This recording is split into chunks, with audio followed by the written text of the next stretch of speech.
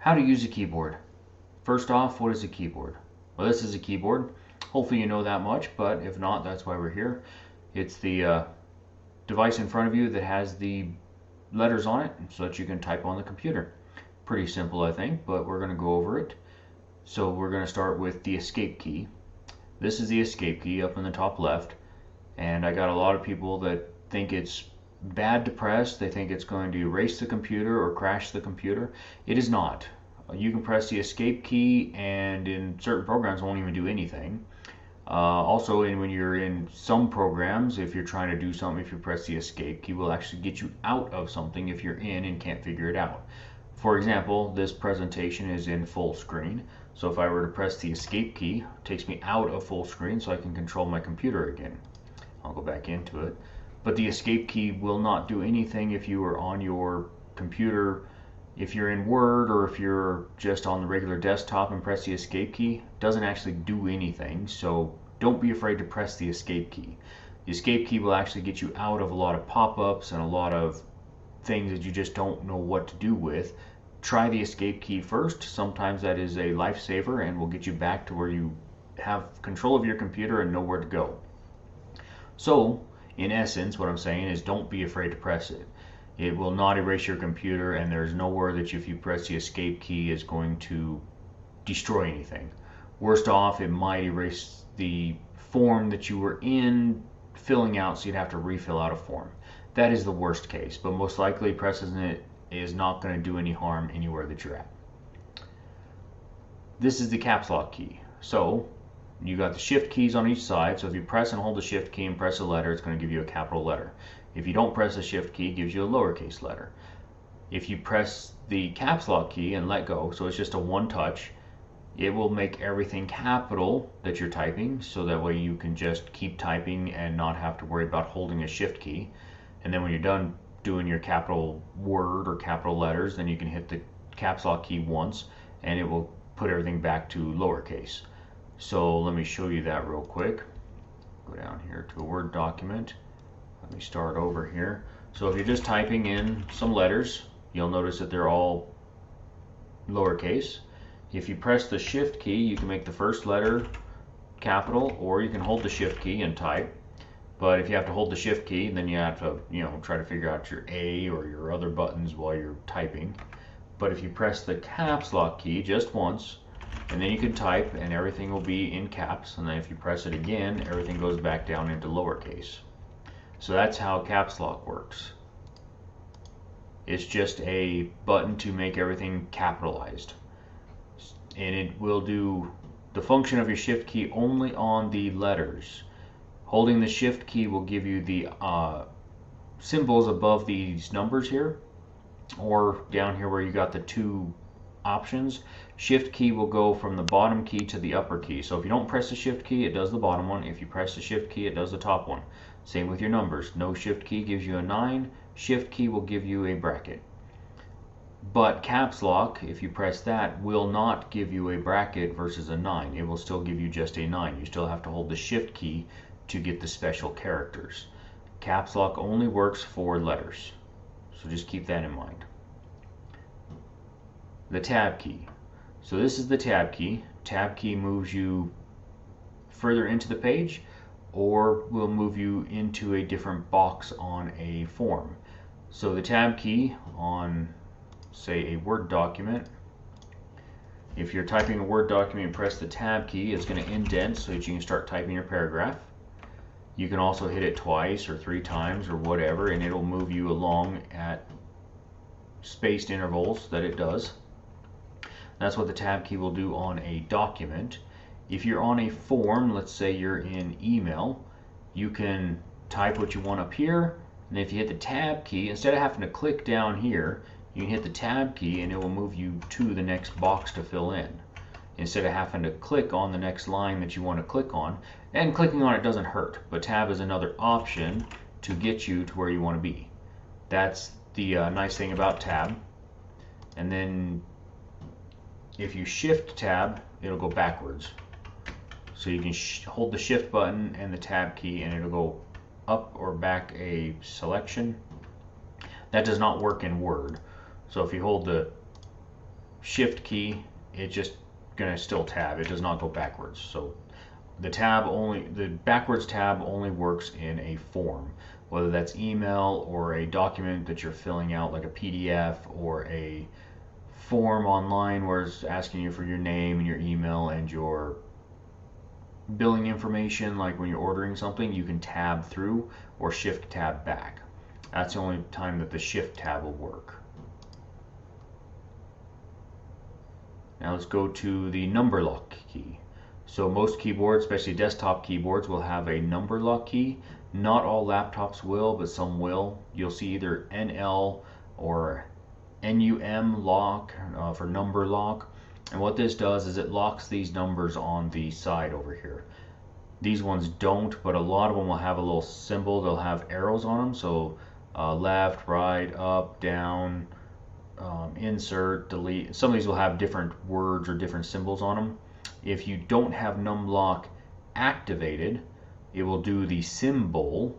And then if you turn on numlock, it will do the numbers. So the numlock is the number lock. So if it's activated, it will lock the numbers to where you can use the numbers.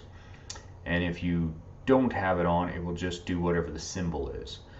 It's kind of a stupid button, but back in the past, a lot of people use the symbols more than the numbers, and they'd switch back and forth. Nowadays, most people have this numlock on all the time and don't even know that there are symbols on here. So that is a legacy button, but still there, so you'll still want to know what it is. Alright, these are the Windows buttons. So someone says press and hold the Windows button and the letter R or the letter E or whatever, or press the Windows button for another menu, something like that. These are the Windows buttons. Some keyboards will have two, some will only have one. Some are on the left, some are on the right. They're just everywhere, and they're going to be either this flaggy shape or they will be the square looking like your Windows 10 button down here in the bottom corner. So they're just a straight 4-panel window button. And that's the Windows button. Does different things as you go through. If something says, press the Windows button, you can click on that. It will also bring up the menu. So if you would press that on the keyboard, it will bring up the menu here and get you into this so you can scroll through your menus. That is what the Windows button does. So that way you just know it's there. Some people use it, some people don't, so it might be something you'll never even touch. Alright, backspace and delete. So backspace is this arrow pointing back up here. It might just say backspace, but usually it's just a big arrow pointing backwards. What that is deletes backwards. So if you're at the end of a sentence, I'm going to go backwards, you press this, it deletes everything before it. And I'll show you that in just a minute. And then the delete key will delete anything in front of the cursor. So let's see that in action. So let's go back to my Word document here. Alright, so if we were at the end of this sentence here, if we press the back key, that deletes backwards. So backspace will go back a space and delete anything that it goes in front of. Whereas if you're at the front of a sentence or in the middle of a word, wherever you want to be, if you press the delete key, it deletes everything in front of it. And I'll go to the beginning of a sentence here to show you that. So if you press the delete, it's going to start deleting everything in front of it. So you can do that in the middle of a word, in the middle of a sentence, anywhere that you want. So delete will delete things in front of it. Backspace will delete things before it.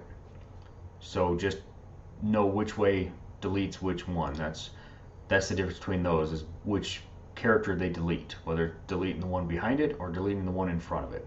So that's the difference on those. Alright, and then we got the enter keys.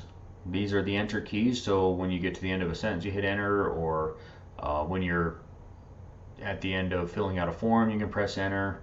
But these are the enter keys. Some of them are a little different, so some of them are big, some of them are just an enter key, some are kind of backwards L-shaped, but they will say either enter or have a backwards arrow with a little tail on it on this end. So it'll be the enter, so end the paragraph and start at the beginning is what the arrow kind of says. And then on your numlock number side you also have an enter key. So if you're using a calculator and you hit enter, it's kind of like the equals button. let's go to the F keys. Alright, so these are the F keys at the top of your keyboard. On desktops, don't really do too much except for if you're troubleshooting or starting up your computer and it says hit F8 or F10 or F12 to do different things. Inside your computer, we really don't use them very much anymore. Some programmers will, but as far as general maintenance, most people will not use the F keys. So if something says press the F key, at least you know where they're at. But in general usage, you probably won't even ever use one, so I just want to make sure you know what they are. They used to be more functional back in the beginning of computers. They're called function keys, so each one had a different function, and you can actually program them, but a lot of people don't. So you can pretty much ignore them. I just want to make sure you know what they are. And then these are the other keys. So on your keyboard, you're going to have some other keys here. These ones up here, the power, sleep, and wake up, you might not ever see on a keyboard. Some will be different spots. You know, just read what they say. Don't worry about them. And then you're going to have these other ones down here. And so these are short text. Other ones will have the actual words printed out. So this PS is print screen, which is if you hit Control and print screen, you can actually take a copy of the screen. And I can show you that in a later training. SL is scroll lock, which nobody uses anymore, and I don't even remember the last time I even used it, but it just locks the scroll so you can go up and down. Not a big deal. PB is pause or break. That's not used anymore either, so we won't even worry about it. You can play with it if you want, but it's not something you're going to use. Page up, page down, so PD, PU, so that will, if you're on a web page and press page up, it'll go up a page. If you press page down, it'll go down a page. And this is on the page, so it'll just like scrolling with your mouse wheel. So it'll go up or down. Home will take you to the beginning of a sentence or the beginning of a page. End, same thing, to the end of a page or the end of a paragraph. Insert is kind of like delete, except for if you press insert as you type, it will start writing over anything in front of it. A lot of people don't use that anymore. They just put the cursor where they want, they delete what they don't want and start typing. Insert really isn't used very much anymore, but that's what that one is. So, and if you have other buttons on your keyboards, just send me an email or send me a Facebook post with the other buttons that you don't know what they are, and we will go over them. Another thing you'll see people say is hit Control Alt Delete. When they say that, there's Control Alt and Delete, and what they want you to do is press all three of these keys at the same time. And it does not matter whether you press the Control and Alt on the left side or the Control and Alt on the right side. You'll see there's two different sections.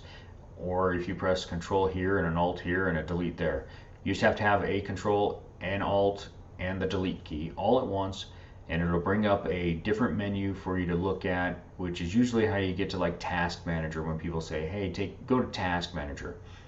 So just want to let you know what the combination is, and we'll discuss usage of it later on, but this is just what we mean when we say hit Control, Alt, and Delete. On a laptop keyboard, so we're moving from a desktop to a laptop. On a laptop keyboard, those function keys I told you to ignore will sometimes have different things that they will do.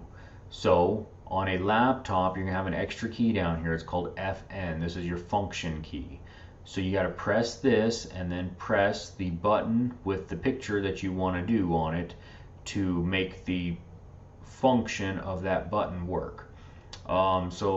And laptops will have different icons up here, but these ones here from left to right, this is mute, volume up, or sorry, volume down, volume up, microphone off, refresh, so refresh a page.